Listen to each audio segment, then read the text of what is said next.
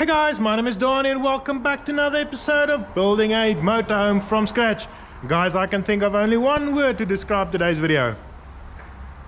It's exciting. Word is exciting. Anyways guys, all jokes aside, welcome back. And yes, this is going to be an exciting video because I hope to make a whole lot of progress in this video. Because by the end of this video, I hope to have completely enclosed this whole motorhome.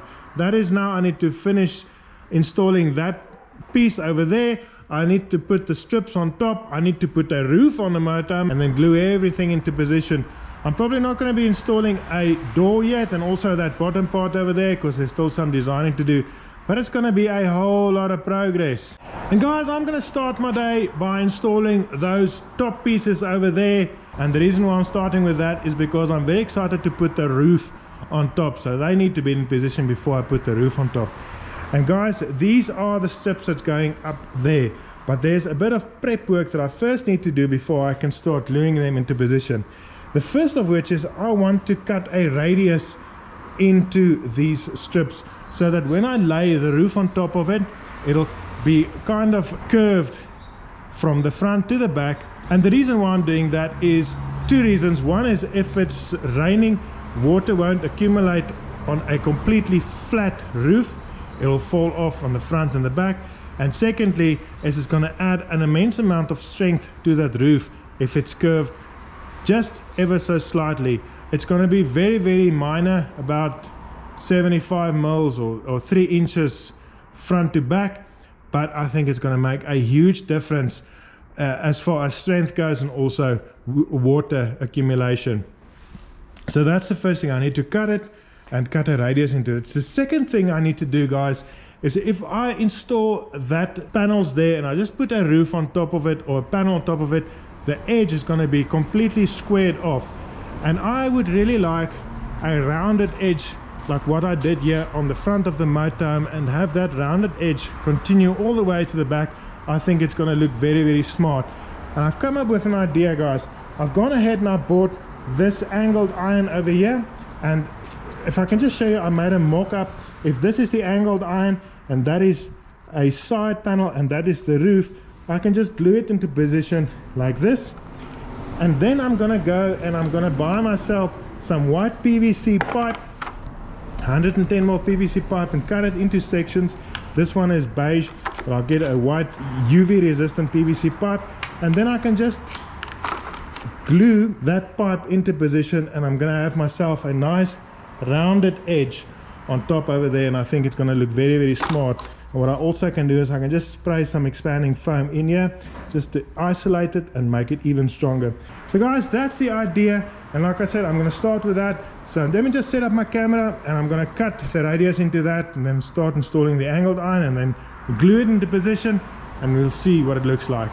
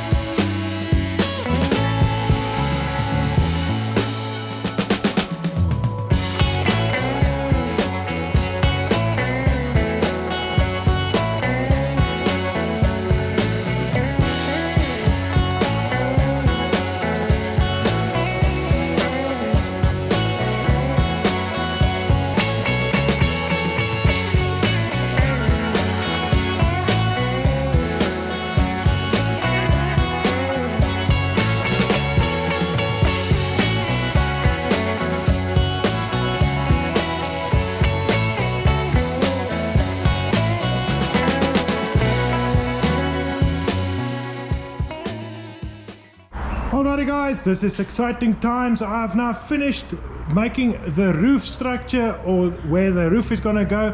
And as you saw, I also glued this rear piece into position. Everything in an effort to make sure that everything is nice and square and in its correct position. So I also went ahead and reinforced that aluminium angled iron there at the top, and I'm also going to reinforce it from the inside as soon as I've got the roof in position. So now comes the next step, and that is putting the roof on top of this motorhome. And as you guys can see, there is very little room to squeeze this roof in between the roof of my workshop and the motorhome. So it's going to be a tight fit. So what I'm going to do, guys, is I'm just going to, there's the panel over there. I'm going to get my noisy neighbor, and I'm going to get my wife, and all hands on deck, and I'm going to see if we can take this panel and slide it in between the roof of my workshop and the motorhome and get it in position. And only after I'm happy with the position, I will lift it up and I'll glue it or bond it into position and then reinforce it. So let's get going.